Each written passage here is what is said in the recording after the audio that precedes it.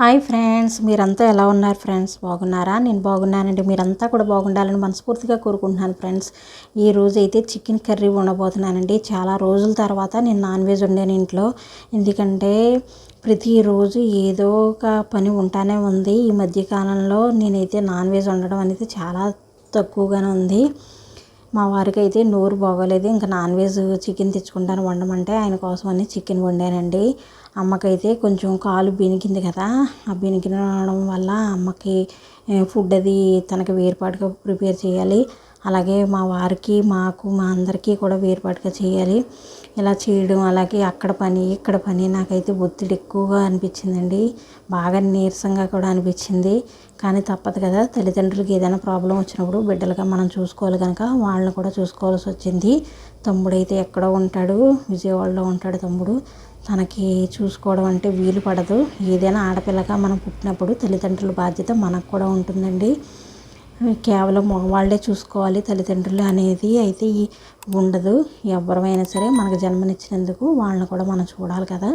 ఇదిగోండి chicken curry అయితే చాలాసార్లు మీకు చూపించి ఉన్నాను నేను. చికెన్ కర్రీ ఎలా వండాలి ఏంటి అనేది ఒక్కొక్కళ్ళు ఒక్కొక్క స్టైల్లో వండుతూ ఉంటారండి. చికెన్ కర్రీ అనేది కొంచెం చిక్కగా గ్రేవీగా ఉంటేనే బాగుంటుంది. ఉప్పు, కారం, మసాలాలు అన్నీ కూడా సమపాల్లో ఉంటేనే కర్రీ అనేది రుచిగా ఉంటుంది.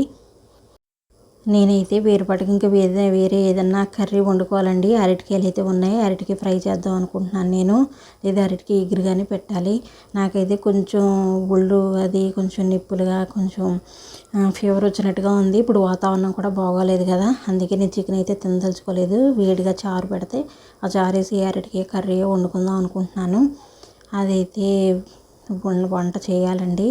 ఇలా ఉంటాయండి ఇంట్లో పరిస్థితులు. ఎప్పుడు ఒకలాగే మనం అనుకున్నట్లుగా అయితే సాగదు. ఈ మధ్యకాలంలో ఫ్రిడ్జ్ అయితే పోవడం, మళ్ళీ ఆ ఫ్రిడ్జ్ కోసం మళ్ళీ ఇబ్బంది పడడం, అవన్నీ సదురుకోవడం, మళ్ళీ ఇంట్లో పూజలండి. మాకైతే విశ్వకర్మ జయంతి ఇవన్నీ రావడం, వినాయక చవితి రావడం, వీటన్నిటిని వీడియోస్ కూడా మీకు అప్లోడ్ చేయడం అనేది కూడా కొంచెం జరిగింది. అవన్నీ షూట్ చేసేటప్పుడు కూడా కొంచెం బాగా ఇబ్బంది పడ్డాను, బాగా నీరసపడిపోయాను. పూజ వీడియోస్ అవి కూడా ఇదివరకులాగా పూజలు అయితే ఎక్కువ చేయలేకపోయానండి. ఎందుకంటే ప్రతిరోజు నాకు నిత్య దీపారాధన అనేది ఉంటుంది. అవి చూసుకోవడం, ఇంట్లో పనులు చూసుకోవడం, ఇవే నాకు కొంచెం ఇంట్లో పని చూసుకుని మళ్ళీ అమ్మ దగ్గరికి వెళ్ళడం, ఇవన్నీ కొంచెం ఇబ్బంది అనిపించింది. కొంచెం తను కోలుకున్న తర్వాత అప్పుడు నాకు రిలీఫ్గా అనిపించిందండి. ఏదైనా పెద్దవాళ్ళు అయ్యే కొద్దీ వాళ్ళకి ఒక హెల్త్ ప్రాబ్లమ్స్ అనేవి వస్తూనే ఉంటాయి. అలా వచ్చినప్పుడు మనం కొద్దిగా వాళ్ళకి మేము ఉన్నామని చేయూతని ఇచ్చినట్లయితే, కొంచెం భరోసాగా వాళ్ళకి అనిపించినట్లయితే, వాళ్ళు కొంచెం వాళ్ళ పనులు వాళ్ళు చేసుకోగలిగారు అనుకోండి, మనకి హ్యాపీ, వాళ్ళకి హ్యాపీగా ఉంటుంది. వాళ్ళకి వాళ్ళుగా పని చేసుకోగలిగితే మనకి అంతకు మించింది ఏముంటుంది చెప్పండి. మనకి దసరా కూడా వస్తుంది కదా, ఈ దసరా వచ్చినప్పుడు అయితే ఇల్లు మొత్తం మళ్ళీ శుభ్రం చేసుకోవాలండి. మాకైతే కొంచెం సెంటర్లో ఇల్లు వలన బాగా దుమ్ము ఎక్కువగా ఉంటుంది. ఈ దుమ్ము వల్ల ప్రతిదీ కూడా చాలా దుమ్ము పట్టి ఉంటుందండి. ప్రతిసారి ఇల్లు శుభ్రం చేయడం అనేది ఒక పనిగా ఉంటుంది. ఒక్కొక్క రోజు ఒక్కొక్క గది చొప్పున నేను శుభ్రం చేసుకుంటూ రావాలి.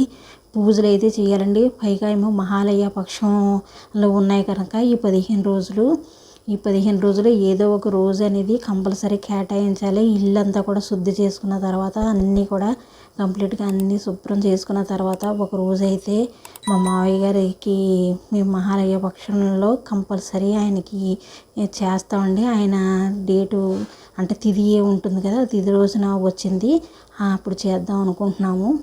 అలాగే బయట ఎవరికైనా సరే మహాలయ పక్షాల్లో దానం అనేది ఇచ్చుకుంటే చాలా మంచిది కదా, అవి కూడా చేద్దాం అనుకుంటున్నామండి.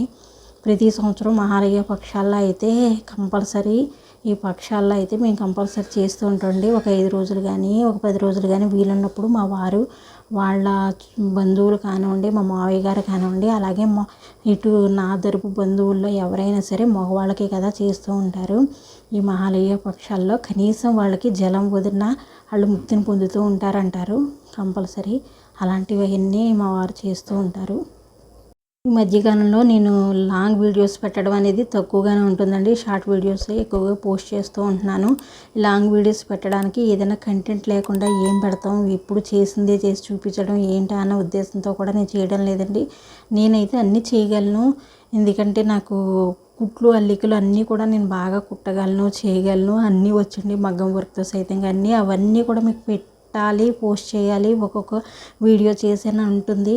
కానీ నాకు టైం అయితే సరిపోవడం లేదు. కొంచెం హెల్త్ ప్రాబ్లం వల్ల నేను చేయలేకపోతున్నాను ఫ్రెండ్స్. కొంచెం నన్ను అందరూ ఎక్స్క్యూజ్ చేయండి. ఈ విషయంలో అయితే నేను షార్ట్ వీడియోలో అయినా కొంచెం కొంచెంగా నేను ఏదైనా చూపించగలుగుతానండి. ప్రతిదీ కూడాను నాకైతే నేను ఛానల్ పెట్టి నాకు 1 ఇయర్ అయిపోయి వచ్చింది. రేపు అక్టోబర్ వచ్చిందంటే 1 ఇయర్ కంప్లీట్ అయిపోతుందండి, అక్టోబర్ 23కి. అయినప్పటికీ నేను తొందరగా రీచ్ అవ్వలేదని ఫీల్ అవ్వడం లేదు. ఎందుకంటే ఏ కంటెంట్ పెట్టినా ఏది పెట్టినా మీరందరూ చూడడం వల్లే నేను ముందుకు సాగుతాను. చాలా వరకు నన్ను ప్రతి ఒక్కళ్ళు కూడా ఆదరించారు. అలాగే చాలామంది సబ్స్క్రైబ్ చేసుకున్నారు. మీ ఫ్రెండ్స్కి మన వీడియోస్ని షేర్ చేస్తూ ఉన్నారు, లైక్ చేస్తూ వచ్చారు. వాళ్ళందరికీ కూడా చాలా చాలా థ్యాంక్స్ అండి. ఎందుకంటే మీరంతా కూడా సపోర్ట్ చేయకపోతే నేను ఈరోజు ఇంతవరకు కూడా వచ్చి ఉండేదాన్ని కాదు. ఎందుకంటే వీడియోస్ అనేది ఒక్కొక్కరు ఒక్కొక్క దాన్ని ఎంచుకుంటారు. నాకు వంటలు చేయడం అంటే ఇష్టం. అందుకే నేను వంటలు చేయడం, అలాగే పూజలు అవి ఎక్కువ చేస్తూ ఉంటాను.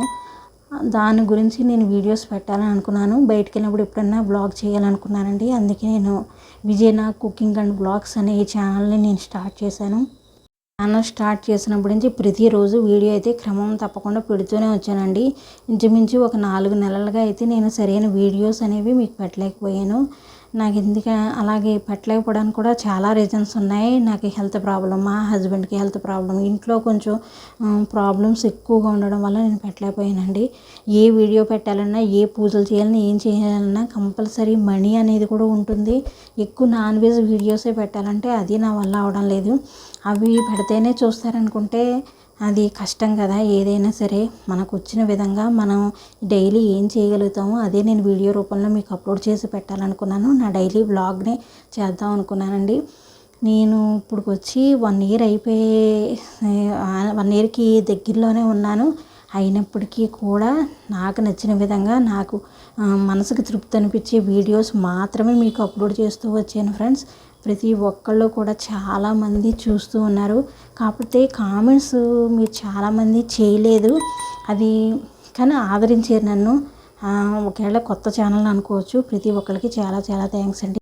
సబ్స్క్రైబ్ చేసుకోండి, లైక్ చేయండి ఫ్రెండ్స్.